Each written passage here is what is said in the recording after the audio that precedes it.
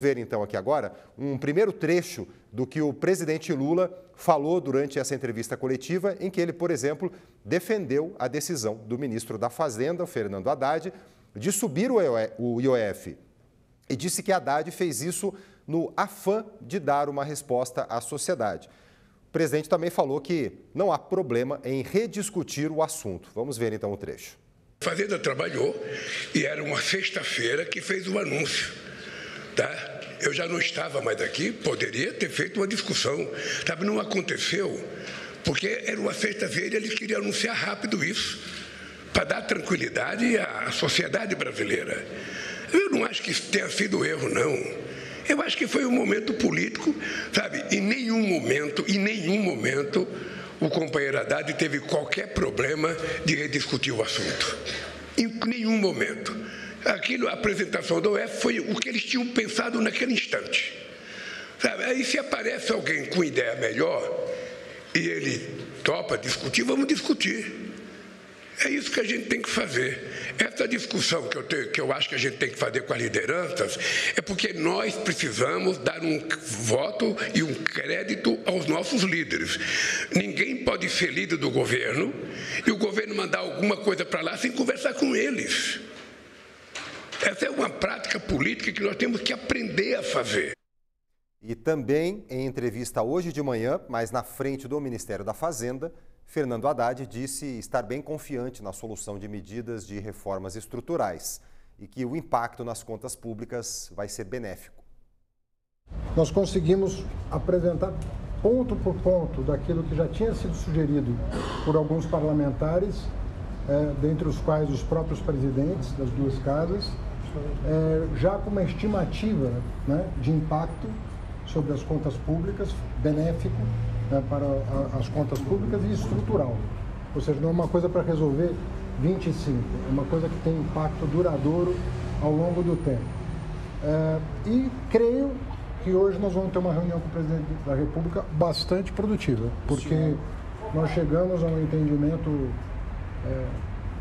pequenos detalhes para serem arbitrados, de fato pequenos. Eu penso que o plano de voo está bem montado. Vamos todos hoje, antes da viagem do presidente, apresentar a ele todos os pontos. Nós temos que mirar o centro da meta. Então, ela não é aquilo que os presidentes das duas casas estão propondo. Medidas estruturais para dar um conforto para o país, de médio e longo prazo, para que nós tenhamos um bom ano de 2026, um ano em que nós possamos discutir o país, possamos discutir e não ficar, como aconteceu em 2022, né, aquela situação de desorganização das finanças, de desorganização das contas públicas. Nós queremos garantir um ambiente político de qualidade. E para garantir um ambiente político de qualidade, nós precisamos de reformas estruturais. O Congresso pediu, a Fazenda organizou, apresentou. Obviamente isso vai depender agora de uma avaliação dos partidos políticos, mas só o fato de nós termos o aval do presidente das duas casas, que o caminho é esse, já é uma coisa muito significativa. Ministro. Antes mesmo da remessa das medidas, já está havendo um acolhimento dos presidentes. Agora nós vamos, evidentemente, negociar com as bancadas. Mas é um gesto que não pode deixar de ser considerado da parte dos dois presidentes. E para falar dessa negociação toda, Vinícius Torres Freire, nosso analista de política e economia, está aqui no estúdio. Tudo bom, Vinícius? Boa tarde. Tudo bem, Fábio. Boa tarde para todo mundo. Nessa entrevista coletiva que o presidente Lula deu mais cedo, à primeira vista, ele defendeu o ministro Haddad. Mas defendeu dando uma fritadinha ali também, não foi? Eu achei que foi uma fritadaça, fritadona. Porque o presidente, primeiro, ele parecia que não tinha nada a ver com o assunto. O ministro Haddad tomou uma decisão lá, ele estava muito bem intencionado, no afã de dar uma tranquilizada na sociedade, e não gostaram, ele teve que recuar e está disposto a discutir. Então ele disse, eu não tenho nada a ver, eu não soube muito bem disso, e além do mais, o Haddad fez uma coisa que eu não aprovo, quer dizer, eu também não tenho nada a ver com isso, que é não antecipar tais coisas às lideranças do Congresso. Então ele disse que não sabia, ele disse que ele estava bem intencionado, mas deu errado, e que fez uma coisa que não devia, que é não falar com o Congresso. Ele fritou o ministro Haddad. E agora a gente vê uma tentativa aí de seguir a liturgia de Brasília, quer dizer, os líderes do Congresso dessa vez vão ser ouvidos e vão participar da discussão. Sempre é bom fazer isso por qualquer motivo, né? Dos melhores aos piores. Porque você pode estar errado, você pode ouvir sugestão melhor, você pode melhorar e você pode evitar ser derrubado pelo Congresso. É o motivo mais imediato. E, claro, o governo é muito minoritário, não só em termos de números, como ideológicos. As pessoas estão muito além, muito distantes do que é o governo do PT, a maioria do Congresso, e o governo tem um pedacinho muito pequeno do Congresso. Não tem uma coalizão forte. Então, agora vai seguir a liturgia. Agora, vai seguir porque não tem o que fazer, porque o Congresso meteu uma faca no pescoço do governo, dizendo assim, se tem 10 dias, senão vai cair o IOF inteiro. Não sei se eles teriam coragem para tanto, mas boa parte iam derrubar. E o governo ia ficar com um problema. Agora, eles vão apresentar e o ministro Haddad está dizendo, pelo menos desde ontem, falando de reformas estruturais. O peso que isso tem, eu não sei, porque reforma estrutural é aquelas coisas. Evitar aumentar o salário mínimo para não dar peso na Previdência, aumentar menos, diminuir a vinculação ou acabar com a vinculação de saúde e educação, porque a receita cresce, despesa cresce. Aí não tem como fechar as contas.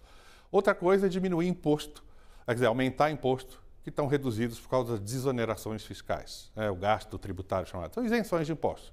Impostos menores para certos setores, empresas e partes do país.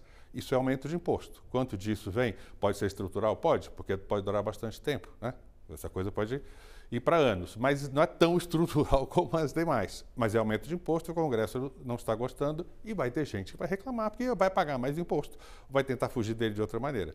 E tem esse rabicho aí de petróleo, que o ministro das Minas e Energia, Alexandre Silveira, está dizendo que tem dinheiro, mas parte disso já está na conta da Fazenda. Outra parte, a Fazenda já imaginava que podia ser aprovada ainda esse ano e podia dar um alívio. E tem parte disso que não pode ser colocado no relatório fiscal bimestral, porque não é legal, é irregular, porque você não tem a certeza dessa receita, porque ela é muito variável ou porque não tem norma que a preveja. Está dizendo assim, olha, vai cobrar mais imposto, vai receber tanto dinheiro. E esse dinheiro varia dependendo do preço do petróleo. Então isso é incerto, mas pode pegar um pedacinho disso para compensar o IOF. Mais algum outro aumento de imposto. A estrutural é que está causando grande espécie, porque estrutural o Haddad não conseguiu passar em novembro e deu aquele rolo. Que o Lula vetou, mexido no salário no salário mínimo, saúde e educação. Esse era o negócio. E tem o benefício de prestação continuada, que o governo tentou aprovar regras mais duras no final do ano passado, o Congresso derrubou. E pode ser isso também. Pega mais um dinheirinho. Mas a grande curiosidade é o que quer dizer reforma estrutural. Nós estamos ali no telefone, tentando fazer com que os nossos amigos deputados e senadores falem um pouquinho e vazem para a gente ter uma ideia antes de domingo, que é quando o ministro disse que vai divulgar as medidas. Se está demorando tanto tempo, deve ser mais complicado. E também o Congresso está de folga essa semana, porque tem reunião dos BRICS parlamentares e eles também querem descansar um pouco antes das festas juninas. Agora, criptos e bets continuam sobre a mesa também? Então, essa parte não estrutural, que pode vir com um dinheiro do petróleo, isso estava na mesa. Agora, criptos, os técnicos do governo não sabem como fazer, porque é um negócio tão novo que tem muito dinheiro aí. O Brasil está importando criptomoedas, Bitcoin, essas coisas, mais de 100 bilhões de reais por ano. Dá para tributar essa importação? Dá, mas o pessoal ainda não sabe como fazer exatamente. E bets, vem um dinheirinho também, viria um dinheirinho, porque tem que vir um dinheirinho agora, porque o governo vai ter que derrubar a parte do IOF, então vai ter que compensar isso com imposto imediato. Inclusive o ministro Haddad, nessa coletiva em que muito pouco foi dito, mas ele deixou claro ali que alguma coisa do IOF teria que resistir ainda esse ano para fechar as contas, né? Foi o que ele deixou nas entrelinhas ali dito. Não dá para acabar 100% com o aumento do IOF, alguma coisa vai ter que permanecer. É o que ele está dizendo desde sempre, porque não vai ter pedacinhos de impostos suficientes para cobrir o buraco imediatamente agora. Por isso que é um pedacinho de petróleo, talvez um pedacinho de bets, pode ter contribuição social sobre lucro líquido e impostos semelhantes, contribuições sobre fintechs. Pode catar um dinheirinho de cada pedaço, porque o IOF inteiro não dá para cair. E tem gente que vai pagar mais e vai reclamar menos, ou vai ter menos poder de reclamar, como quem gasta seu cartão de crédito em compras no exterior, da brusinha à viagem a Paris. Obrigado, Vinícius. E sobre a busca de alternativas para o aumento do IOF, a gente segue falando sobre esse assunto aqui no Radar. Eu vou conversar agora com o Alisson Correia, analista de investimentos e sócio fundador da Dom Investimentos. Alisson, boa tarde para você. Obrigado pela gentileza da sua participação aqui. Vamos começar falando sobre o IOF, vamos pegar aí o ponto de partida, vamos literalmente começar do começo da história. A gente está numa perspectiva aí de esse aumento do IOF não cair completamente por agora. Claro, ao menos que as negociações emperrem de uma forma muito grave. Mas pelas indicações que a gente tem do ministro da Fazenda, Fernando Haddad, pelo menos uma parte disso continua e pelo menos durante esse ano para fechar as contas. Que tipo de impacto isso tem sobre as operações financeiras?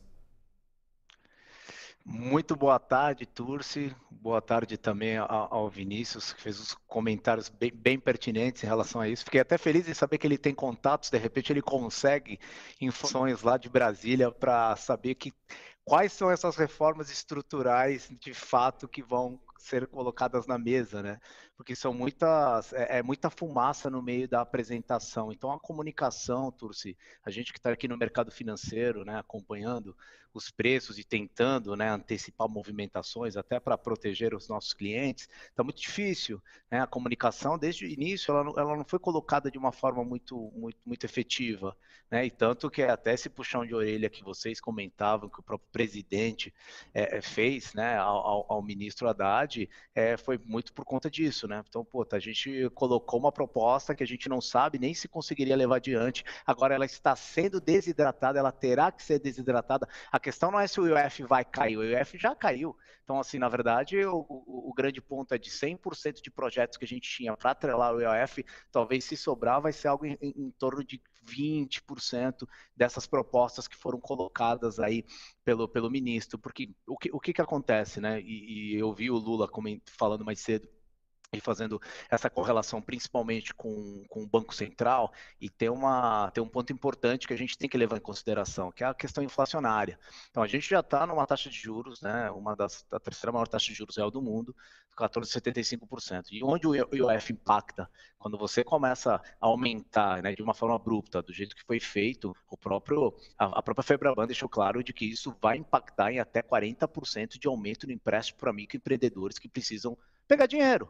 Então, assim, naturalmente, eles vão pagar mais caro, os produtos vão ficar mais caros, e aquela briga toda que a gente tem, o trabalho que o Banco Central tem feito há muito tempo para aumentar a taxa de juros, para a gente tentar ir convergendo e melhorando, né, esse posicionamento inflacionário, vai ficar cada vez mais difícil. Então, vai pegar a inflação, a taxa de juros não vai conseguir cair tão cedo, a gente vai ficar no teto por muito mais tempo. Então, essa questão da IOF, Turci, ela é muito mais complexa do que simplesmente imaginar de que a gente vai fazer um ajuste fiscal e as pessoas que vão mandar o dinheiro lá fora, mas não vão investir, vão pagar um pedacinho a mais para ajudar na nossa conta. É muito mais amplo, né? Ô Alisson, hoje de manhã, quando o presidente Lula deu essa entrevista coletiva, a gente mostrou um trecho dela aqui agora há pouco, houve uma reação positiva ali do mercado, né? O Ibovespa ganhou um fôlego, o dólar embicou para baixo, né? Passou a cair, está operando em queda.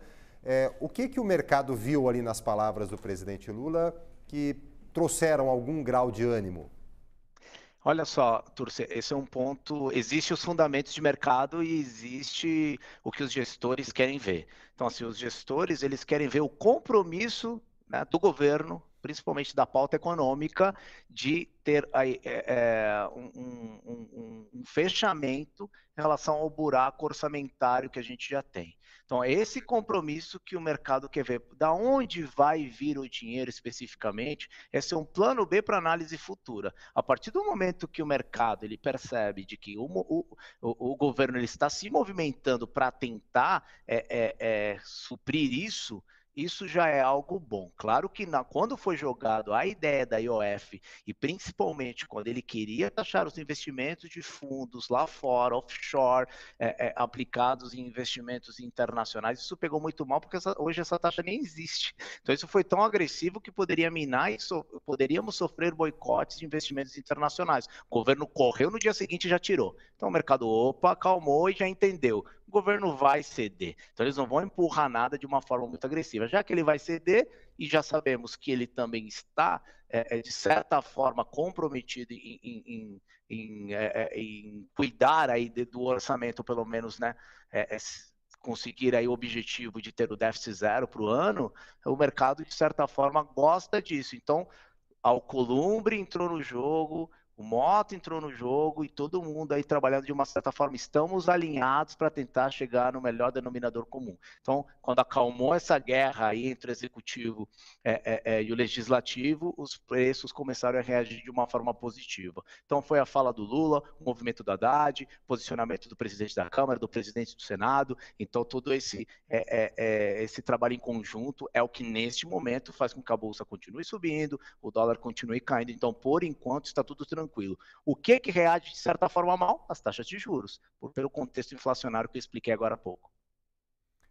Quer dizer, o mercado, embora não tenha recebido ainda notícias, porque elas não foram dadas nessa entrevista coletiva sobre quais seriam as alternativas ao aumento do IOF, gostou de ver as autoridades ali, executivo, legislativo, todos juntos, com um discurso de união e de responsabilidade compartilhada para se encontrar uma solução. É isso. Institucionalmente falando, temos executivo e legislativo demonstrando um trabalho conjunto e isso deixa o mercado mais tranquilo. Claro que o segundo momento agora é ver o que é que sai disso, né?